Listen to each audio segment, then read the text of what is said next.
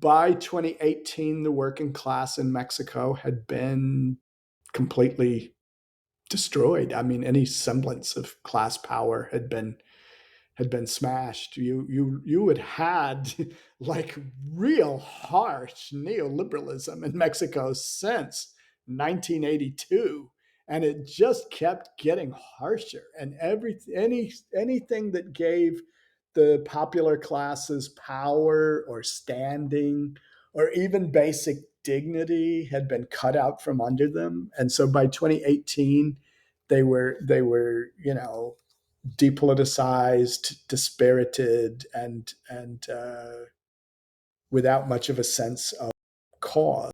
To AMLO's undying credit, like he tried to revivify a social movement based on the popular classes that would take power, and that in power, it's been prudent. Maybe it's been too prudent, right? Maybe it hasn't done enough, right? But your first 6 years shouldn't be the only 6 years you get. And like, nobody wanted to see a return to those periodic financial meltdowns that have afflicted Mexico since 82 and 94. And when some of those have happened in part because of very undisciplined and not very well thought out government spending programs.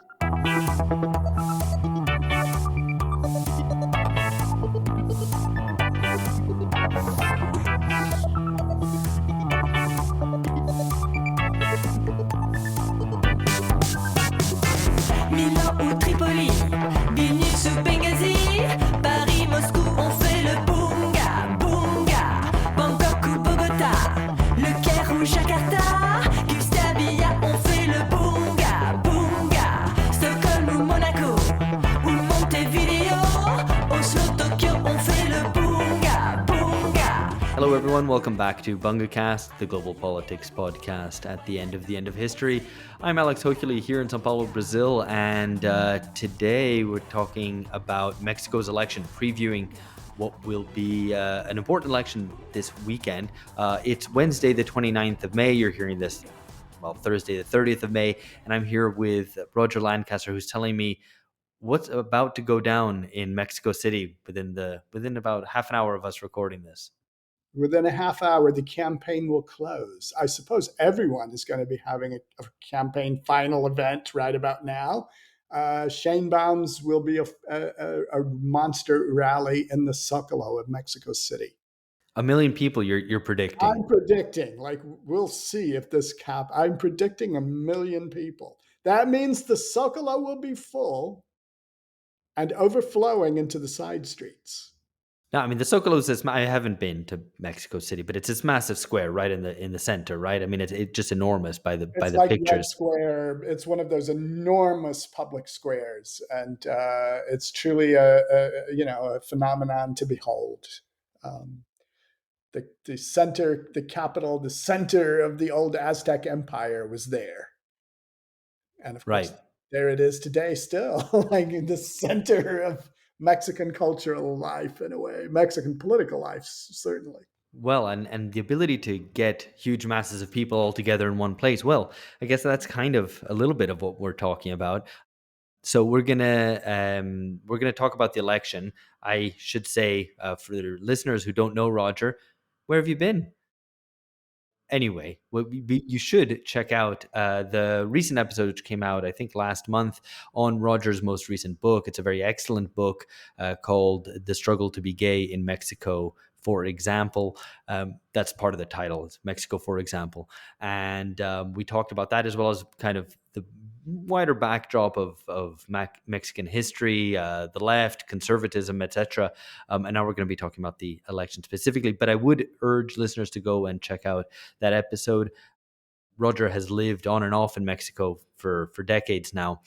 So he's going to bring a lot of his experience and knowledge and all of that to bear on this. And we're very interested in this election because, well, as we've said, Mexico is going to the polls this Sunday, and it's an election which will lead to Mexico's first woman president. And that probably isn't the main exciting takeaway. I mean, so it's the candidate of the ruling center left Morena party is Claudia Sheinbaum, who Roger has already made reference to, who's the former mayor of Mexico City. And she's looking to extend the legacy of Andres Manuel Lopez Obrador, or AMLO for short.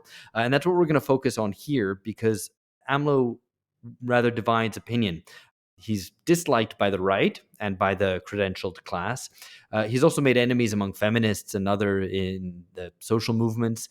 But he also splits opinion on the left, it seems. So I just want to characterize this by way of reference to two pieces that appeared in the New Left Review's Sidecar blog last year, because I think it characterizes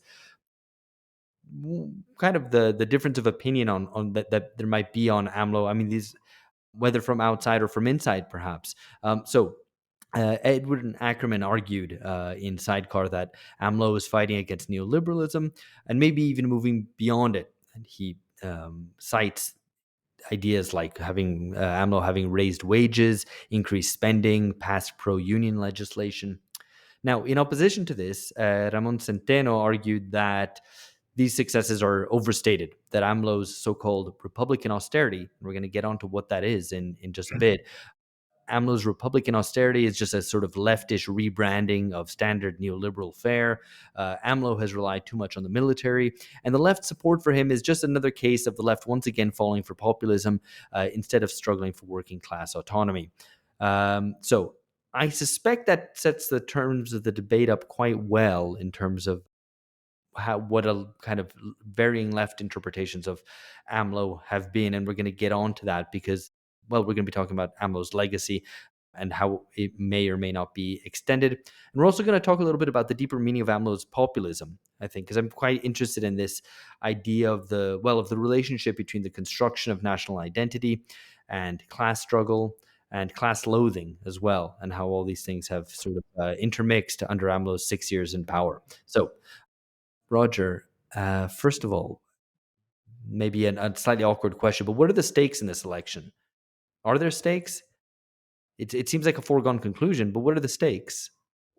What are the stakes? The stakes seem to me big. The stakes are whether the center left formation that took power in 2018 goes on for a second term, or whether it gets repudiated. And those are the simplest stakes I can imagine. Scheinbaum herself has said, I don't talk about shattering a glass ceiling. That's not what this campaign is about. I'm campaigning to advance the fortunes of everybody, not just me and not just breaking a glass ceiling. And she does this video ad where she says that, surrounded by adoring working class women and peasant women and so on, right? But so the PR in the press will undoubtedly be Mexico elects its first woman, right, president. But the real question is whether what started under AMLO continues. She talks about building the second floor of the fourth transformation, which is a kind of which is a nice way of putting it, right? So the fourth Okay, so maybe just rewind a little bit. Maybe we could, if you could tell us who Claudia Scheinbaum is, what she stands for, and also what the opposition looks like, and what its chances are, because that's all. They're also fronted by a woman, which is why I say that Mexico will definitely have another woman this is president. a strange election, right? It's almost like the political class decided that there was going to be a female president, right? And so they both came up with candidates. So Claudia Scheinbaum is a former PRD member who broke with the PRD when Lopez Obrador broke with the PRD. She followed him out into And the the PRD is PRD is, and it, like, as of June will be was, because I think it will actually disappear as a party. I think it will fall below, I think it's 2.5%, 3% threshold, and will be disqualified. But the PRD was the Party of Democratic Revolution, which had been formed in the aftermath of 1988, when Cardenas campaigned for president and the election was flagrantly stolen in plain view in front of TV cameras rolling and all of that, right?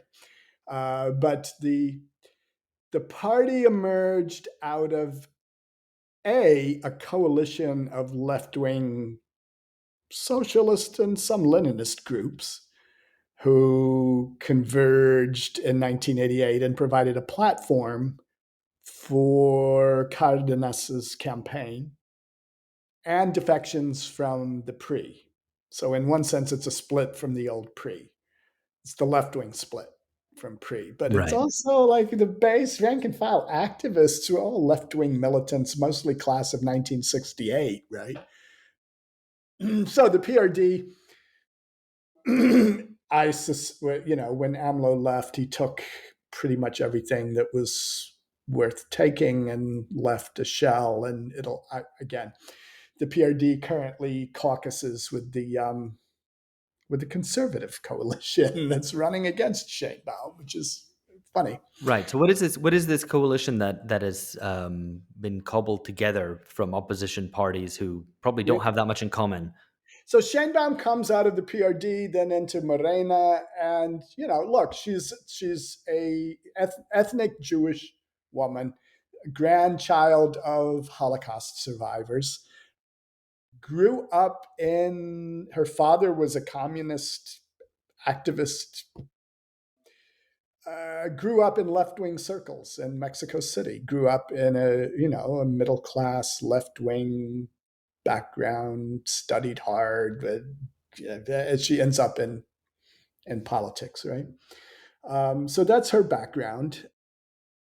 Former just stepped down recently as the governor of Mexico City, successful governorship, but you don't govern and campaign. So she's, passed it on to an interim governor. Her coalition is Morena and the PT, the Worker Party, the Labor Party, and the Greens have defected from their old coalition with the PRI and come into coalition with Morena. Now this is interesting. Like the Greens defect. The Greens always campaigned on a free prescription campaign, and that was their. You would think it would be something else, given that they're called Right. Yeah. Green Party, right? But their big ticket item was free prescriptions, and all right, so Morena passed those free prescriptions, and then the Greens come over and make a new home, right? So there's that. Okay, the opposition is under Xochitl Galvez, and everyone will call her Xochitl. They like if I accidentally call her by her first name, I'm not being rude. It's just how these politicians are referred to in Mexico, right? But Galvez comes from she comes from an indigenous background. They spoke an indigenous language in the state of Mexico in her home growing up, apparently. And she too has a very good educational background. I mean, they're both extremely educated candidates from that sector of the upper middle class in Mexico that not only received education in Mexico but went abroad to get some more. And she's been a combination politician, businesswoman, for decades. She served in the Fox administration on indigenous affairs. Her coalition is, now get this, right? It's PAN, the Conservative Party, PRI, the center left center left party of the former dictatorship, and PRD, which had been the PRI's sworn enemy all that while, and so, but now they're all kind of in bed together, and they're all going to go down to a rather smashing defeat together, it would appear. I mean, so that's testament to the way that Morena has reorganized the political spectrum, right? In so far as it's managed to, or it's driven the opposition to kind of cobble together some coalition, which might not even make sense and lose The despite that. establishment parties have been hammered hard, and some would say shattered, and they're trying to piece together a jigsaw puzzle coalition that makes no sense on. But look, the PRD was already extremely opportunistic going back a couple of decades. The PRD would often form a coalition with PAN in local elections in order to defeat the PRI, their sworn enemy, right? But of course, so the fact that they're all in a coalition together, is very revelatory and interesting, and they're all going to go down to me. I think they'll get about a third of the vote combined, which is not very good for former ruling. Right, and Scheinbaum is polling at something like 60%. I mean, I don't know if that will materialize, but still, regardless, an overwhelming victory, The right? polls are varied. Some have her at 54%, which is about the same that AMLO got. It was a landslide overall, but he got 54.5%, right? Some have her at 64%. Now, I think they're both, I think it'll be more like 57%, 58, something like that. We'll see if the dial moves up closer to 64%, as some of the good faith nonpartisan polls show. You'll have, like, a second coming headline would be about the only way of reporting on that, because that would mean, I don't know, that would be very historical. And But how much? there is a third party running, the Movimiento Ciudadano, and the guy running on that is Jorge Maines, and he is probably picking up. So here's a side question, right? So if Xochitl collapses, as she may very well do over the next few days, as people really think about what they've seen and what they've heard and how she's performed, if her vote starts to tank, will the MC pick up and nudge her out of second place? And that would be an Wow, earth-shattering development if that. right. I don't think that will happen. I just think PAN is too stubborn. PRI is there too. Like, between the PAN and the PRI, she probably will hold at least 30% of the vote and avoid that third place showing. I But mean, this the Movimiento Ciudadano sounds like so many of its type of formation in different countries around the world, which something which I think, to steal like the line from Perry Anderson, yuppie simulacra of populist breakthroughs, which is to say, there's the standard in class terms, just the standard kind of ruling center right party types, except that it's a younger generation who tries to, maybe doesn't wear a tie and pretends it's a little bit different, and usually has names like citizens something. Like in Spain you had Ciudadanos as well, so they seem very much of a type. it's middle class, it's educated, it feigns being sort of left wing, sort of, but in practice, it doesn't seem. I mean, Well, it, it, Macron is like the biggest representative of this type. I mean, the most successful representative of this type, I think. yes, exactly. Yeah, oh, yes, yes, so that segment would very much love to have power handed to them in the way that it has been in some other countries, but it just doesn't. It's not in the cards in Mexico, in part Right. because AMLO has outplayed the opposition in so many ways that it just cuts off their options for that, I think. All right, just a quick interruption to my interview with Roger Lancaster about Mexico's elections.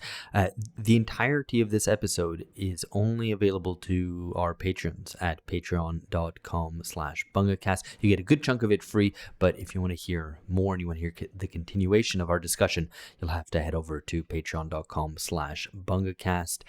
You might know this already, but we release new episodes every Tuesday with additional episodes on Thursdays or Fridays most weeks. So 2 episodes a month are entirely free, and the rest is only available in full at patreon.com/bungacast. There you'll find episodes with our regular contributors, Alex Gurovich, Catherine Liu, Amber Lee Frost, and Lee Phillips, and episodes with writers and editors from Damage Magazine with whom we're partnered. Subscribers to our Patreon also get a free subscription to Damage Magazine. And of course, there's plenty from us, the Bunga Boys. That's Phil, George, and myself, Alex. Now, if you are still subscribed to one of the old tiers, the $5, $10 tier, we would love it if you would upgrade. Only $2 more a month gets you more than double what you were previously offered. So we would love it if you joined us. Those old tiers will be gradually phased out. Now, just to let you know, this is what you might have missed last month if you haven't been subscribed to patreon.com/bungacast, or maybe you have, and you've missed some of the things that we've put out. You have our, what I think was an excellent discussion on Isaac Deutscher's monumental biography of Joseph Stalin.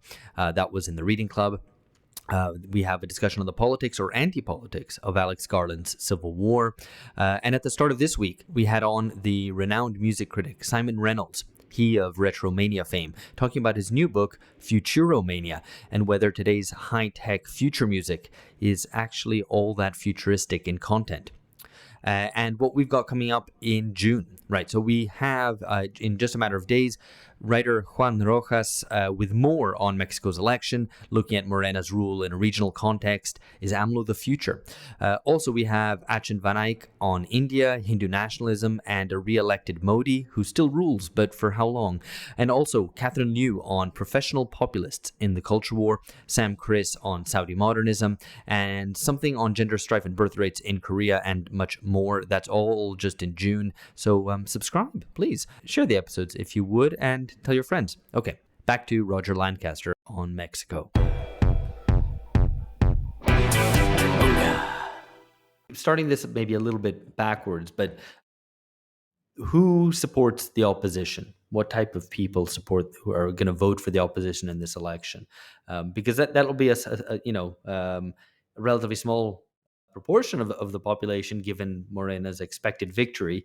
Let's deal with that first, and then we'll get on to AMLO and Morena's base and then all the rest of it. There's been a series of protest demonstrations in parades in Mexico City and other cities that are calling themselves the Marea Rosa, the pink tide. Oddly enough, so they dress in pink.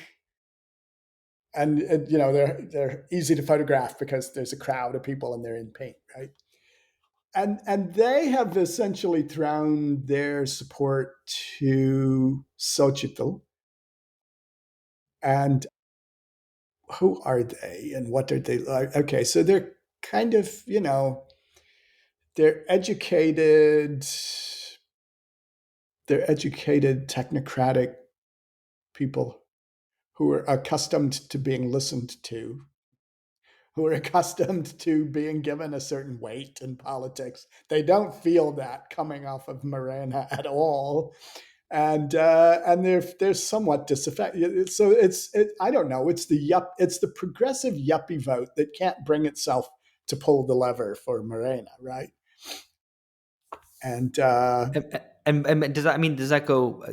Who are still the old pre-voters? Who are the old ban voters? Like who are the people who are voting for these for these parties, probably driven in large degree by dislike of AMLO and all that he represents? I think dislike of AMLO at this point is a driving factor, and I mean AMLO has logically polarized Mexican politics in part around his personality. AMLO loves a good brawl. He loves to get into it with his opponents. He loves calling them out. He loves embarrassing them, and this. I mean, this is highly effective governance as theater. The masses like it, frankly. That scene where AMLO flashed the news reporter's business phone number on the screen, right? I mean, that's like, okay, think about who is upset by that, right? Right. Yeah. They're not going to vote for Morena, right? And so And in fact, I do point out that AMLO's approval ratings shot up 5 to 7 points in the polls after he did that. Right, It right. did not Yeah. harm him. So It did not harm him in public opinion, because most people looked at the shitty, you know, attack job that the journalist had participated in, and they looked at what she had said and what she had specifically, you know, about AMLO's children, and then like, well, yeah, I would have posted her phone number too. Is the response of ordinary people, I think, to something like that, right? But those of us who are well educated and know enough to know better, and we've had our educational habitus instruct us on the ways of like not doing things, we would vote against AMLO, and we would turn out in those pink tide demonstrations to show our disapproval of the way things are going. So the pink tide people are saying, democracy is in peril. This is a strong arm dictatorial government that's breaking with democratic norms. We have to vote against it in are they part. saying that AMLO is going to turn Mexico into Venezuela or Cuba? What's the preferred boogeyman Yeah, of? this is a tough one because those of us who were there in 2006 remember very well that the campaign was AMLO was Hugo Chavez. Like AMLO was literally Hugo Chavez, and there were campaign ads that were like hammering that, and like there were illegal slush funds of money being driving these ads, and so on and so on, right?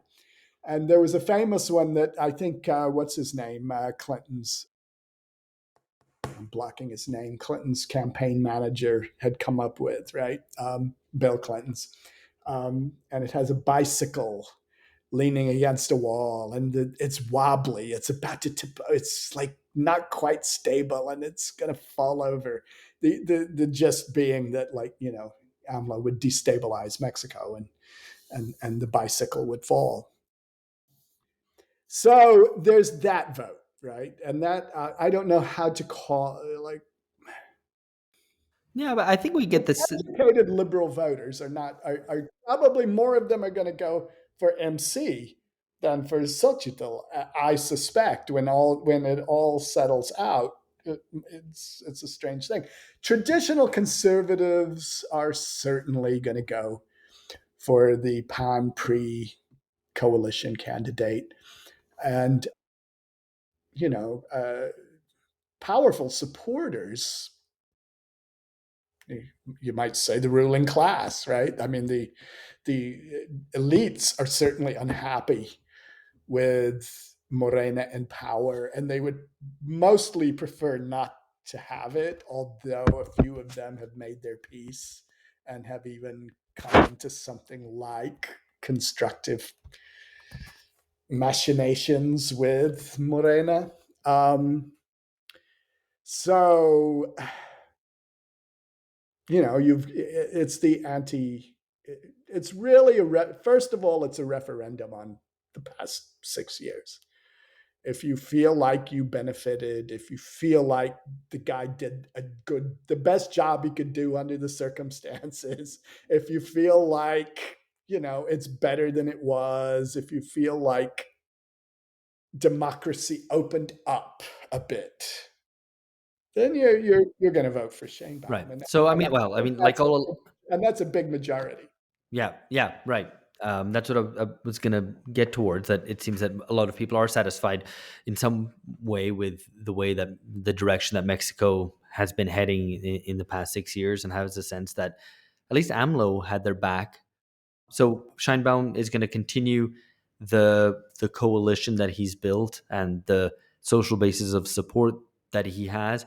That you said that it's polarized, and I think, as you have indicated, the tenor of the debate and the electoral campaign has been filled with lots of kind of hysterical claims, particularly from the opposition, about threat to democracy, authoritarian, strongman, It's caudillo, gotten whatever. crazy in the past 2 or 3 weeks. I think when the gravity of the numbers really sank in, the Prian campaign went weird and negative. Like there's this, it's got a weird vibe coming off it, but and it's negative and angry all at the same time. So if you look at the ads they're rolling out, it's like they're chastising the public for not voting for them.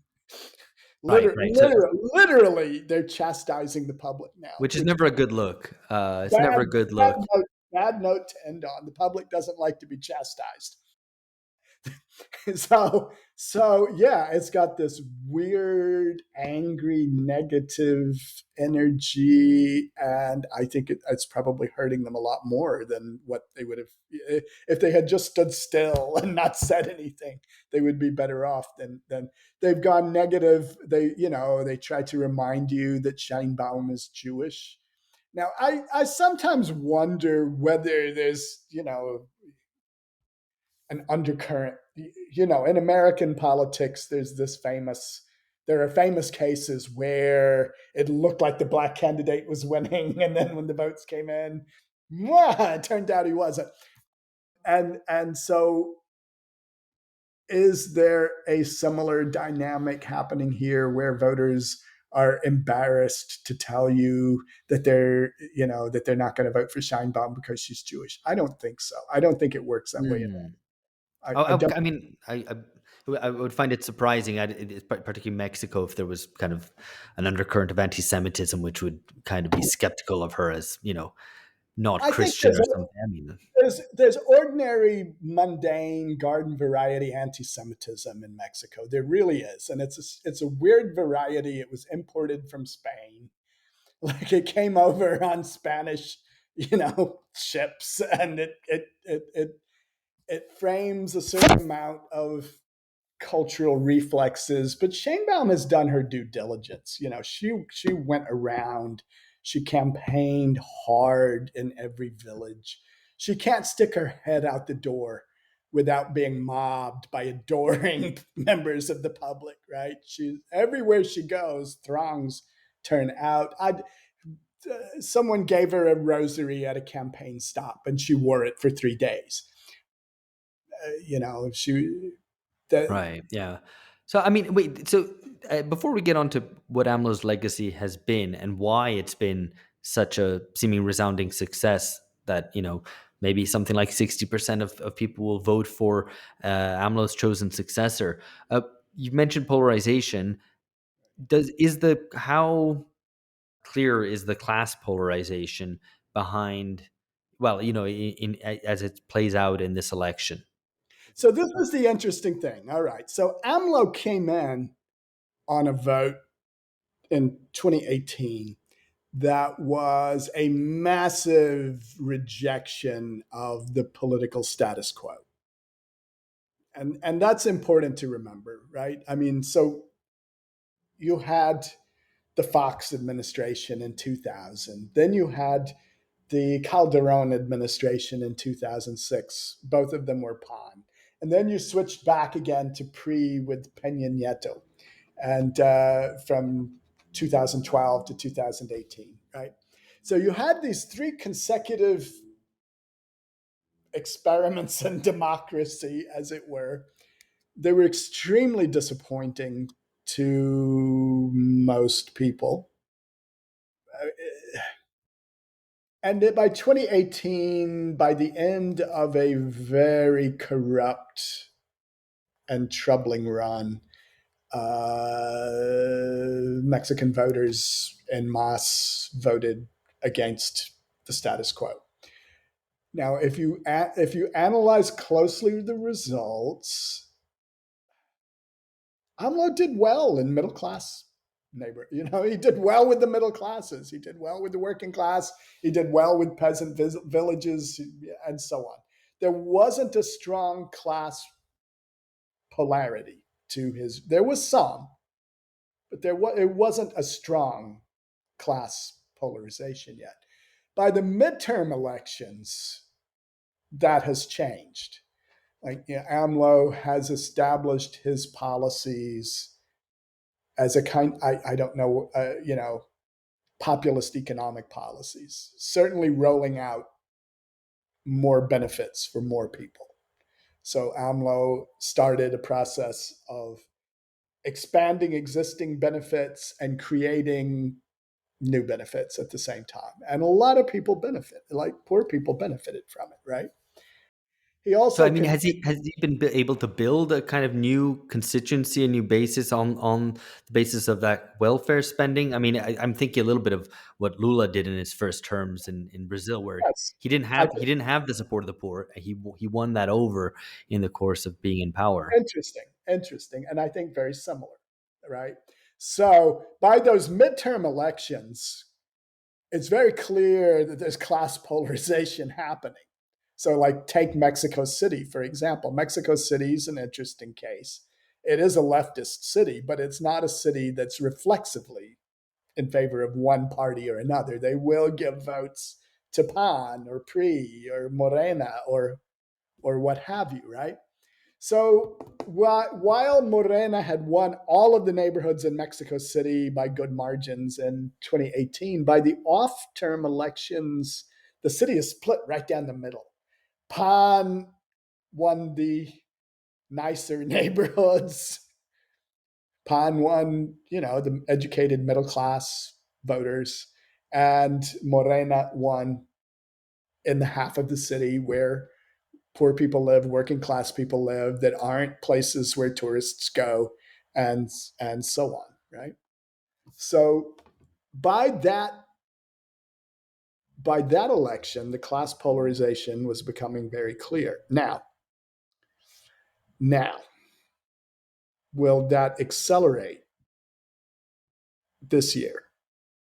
We'll see. I suspect it will. Hmm. I do think that Sheinbaum will get a lot of NGO type educated activist votes that AMLO had lost back in that off year election, right? So I think she'll claw back some of those middle class votes that AMLO lost, but I also don't think that the middle class is as a whole, certainly maybe the commercial middle class or uh, the non-activist segments and so on. I don't think they're on board, and I think you will, and I think she will run up the numbers. She will run the board in working class and low income rural areas, and she may very well, up AMLO's margins there considerably. We'll see. Right. I mean, one last thing, just briefly on this. I mean, because some of the discussion has made reference to the fact that Mexico is bucking the kind of class inversion that is going on all across the West and beyond, the development of a so-called Brahmin left and so on, and that in Mexico this hasn't happened. In fact, that AMLO has alienated the kind of educated cultural left in academia and NGOs and stuff like that. Right. Has that happened? What's been the basis of that? Yeah, I think it has happened, and it's been, look, I mean, so all right, I'll give AMLO a good deal of praise here. But then I'm going to double back and say that maybe one of the things that Claudia wants to do is to bring down the level of the Right. rhetoric a little bit, right? But I mean, the whole austerity thing that you alluded to earlier, it's important to understand what AMLO mean. AMLO doesn't mean austerity in the usual say.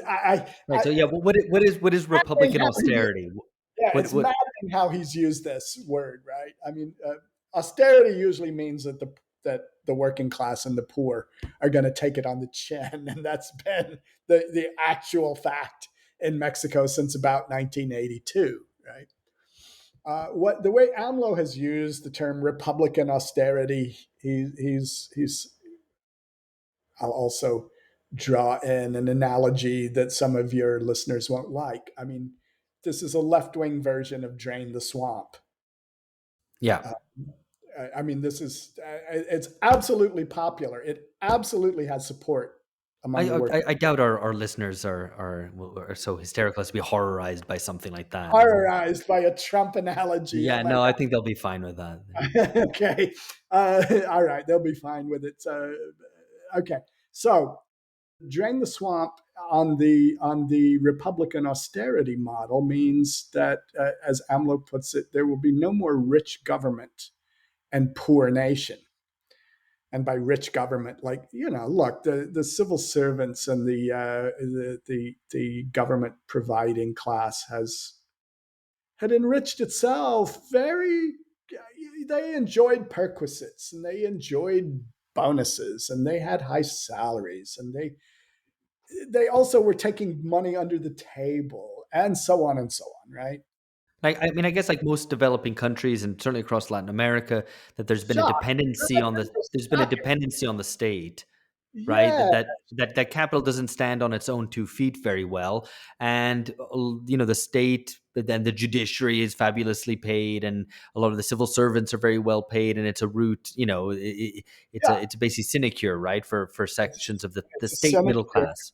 and people view their office as like property from which they can get a profit, and that's been part of how the governing class governed for many years, decades, in Mexico. And also it's it like so the Attacking that must be popular, right? I mean, that must if it's if kind very of someone popular attacks to that. get that back. Like, look, I mean, I remember talking to a friend of mine's father, like when AMLO was first elected, and he says, "Oh yeah, I lived in Mexico City when AMLO was governor there. You're gonna see some changes. Like before AMLO was governor of Mexico City, you would go to a government office to conduct business, and you would wait all day, and you still wouldn't get your business done, and you'd have to come back." And then you'd have to come back again, and then you'd have to change some money to move the paperwork along.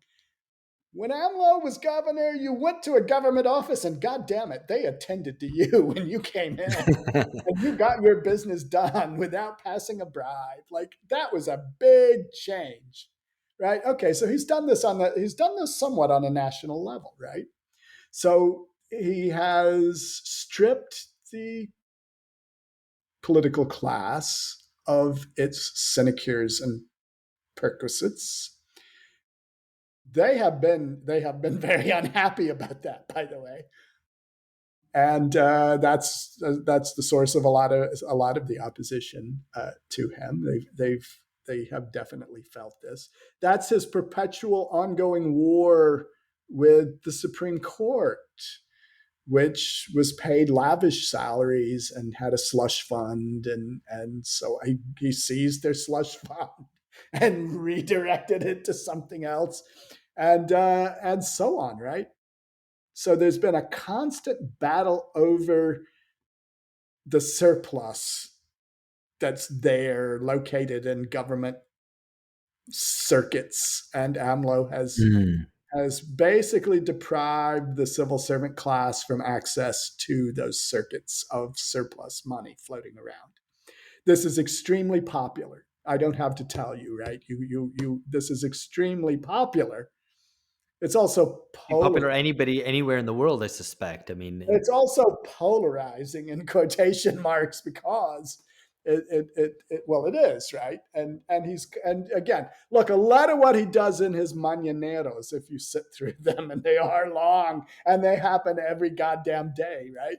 But if you sit through one of them, he is sort of constantly hectoring and haranguing the civil servants over their perquisites and privileges and so on, right? But on the other hand, there's also this other, I mean, and this would be useful to attend to more. I don't know, right? This involves deeper research than the sort that Centeno did in that piece in the New Left Review, right? But all right, so 2018, after the election, AMLO published a short book called what was it? Mexico's Mafia of Power. Mexico's Power Mafia. And he says in it right up front on the first page, as I recall, right? Something like Mexico doesn't have a real capitalist class. Mexico has a class of crony capitalists who cut sweet deals with the state. And that's where their money comes from. And here, I'm going to name them for you now. And he goes down the list. No, And I he mean talks. it's interesting because this is really like of a piece with a lot of other left wing populist experiments that happened in Southern Europe, for example, as well, where there was a real emphasis on anti-corruption from a left-wing anti-corruption politics, opposition to the caste or to the to the political class, and treating capitalism as a rigged thing was discourse which Bernie Sanders also used as well. This is a rigged system, so it's not capitalism functioning as it should and having its natural tendencies towards inequality. No, it's rigged, that there's a political superstructure which is corrupting this thing. As bad as raw capitalism would be, this is that with a whole bunch of corruption and like shady deals and subvention of government and so on built in, right? And so that's where like a lot of leftists looking at it abstractly from the outside are like, well, why isn't he building working class power on an autonomous basis, as though the working class isn't calling for that. That's the working class is not out calling for autonomous, working class autonomism or something, right? That's not a real demand. It's maybe under different circumstances it would be. The demand was to deliver a blow against the entrenched crony system that had misgoverned Mexico for decades and decades. And on that count, the public has been generally pleased with the results, right? I mean, this would require more like, all right, so has AMLO disentangled the crony capitalists from their sources of government fund? Like maybe, maybe not. And maybe that is something to look at very closely. The perception is that he has, at least to some extent. And that's part of what drives his success. They don't automatically get what they want just because they have a political connection anymore. Journalists have played along with this well, right? Like if you notice, I've been sort of surprised by it. Carlos Slim had been the richest man in the world. He's actually struck up a reasonable working relationship with Morena and AMLO, and is like doesn't get in their way, and sometimes cooperates on state enterprise ventures, puts forward some private money to support some public initiatives, and so on. So, a dynamic that no doubt would bear watching. So I find it interesting because the populist anti-corruption politics, and I'm skeptical of that. I think it has a tendency towards a sort of moralization of politics. It doesn't raise people's consciousness in terms of how the system actually works. It has a risk of sowing illusions in a kind of pure capitalism. On the other hand, being able to break the new capital state nexuses that have emerged and been constructed over the neoliberal period would be a very good thing. And so Indeed. it's very interesting about whether I'm more okay with the practice of anti-corruption, at least, or along the lines of what AMLO has spelled out of this sort of Republican austerity. I'm more interested in the practice of it than I am about the rhetoric, which I'm a little bit less keen on. Well, corruption in Mexico was a real, I don't know what you call it, a nexus, a transfer point, a chokehold. In the circuits of public and private money, corruption was a very real way that elites helped themselves to public money for private interests. And yeah, it's interesting. Carlos Slim was one of those people named in that book by AMLO in 2018, maybe he's started to reform himself and like, okay, at any rate, could see which way the wind was blowing and kind of starts. And maybe is wealthy enough that he can see off the competition and doesn't need the state as much as He's some of his certainly competitors wealthy do. enough that if he could give away $1 billion a year for the rest of his life, and he'd still have like money to leave to, like a fortune to leave to his children, right? But yeah, I mean, the anti, it's hard to it may be hard for listeners who don't come from a country where corruption is rampant to quite get their heads into what it feels like. So in Mexico, the cops used to shake you down on the street for money, right? I Yeah. drove a car through Mexico in 1984. I drove twice through into Mexico City and out of Mexico City. Both times I was pulled over, and the cop extracted a mordida, a bite from me. Yeah. I mean, They I would. tried to do it again in Morelia. I just kept driving. I didn't stop this time. But I would maintain that this is the experience for the majority of humanity and the yeah, majority of countries in the world as well. Indeed, it's the exception that certain countries don't have this experience. Of course, there's kind of corruption everywhere, but in terms of it being a kind of day-to-day experience and frustration that you deal with, that is maybe only in a minority of countries where that isn't the case. the old regime was a regime of shakedowns, bribes, mordidas, extremely corrupt, and also vertically organized. So, I had a friend who refused to give money to the cop that time, one time, and the cop was.